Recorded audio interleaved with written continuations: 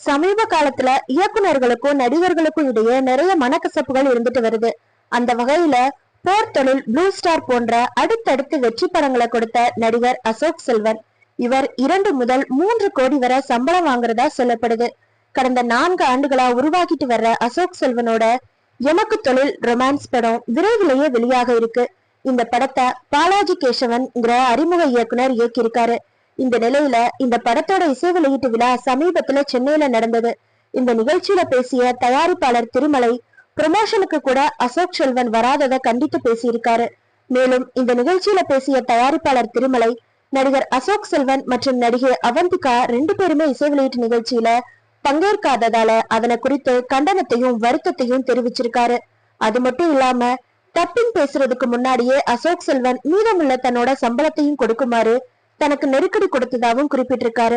இதை தொடர்ந்து தயாரிப்பாளர்கள் என்ன அடிமைகளான்னு ராஜன் கேள்வி எழுப்பினாரு. மேலும் தயாரிப்பாளர்கள் மற்றும் இயக்குநர்கள் இல்லைன்னா நடிகர்கள் இல்லைன்னு சொல்லியிருந்தாரு. இந்த பேச்சு பல்வேறு கருத்துக்களை வலைதளங்கள்ல எழுப்பிட்டு இருக்கு.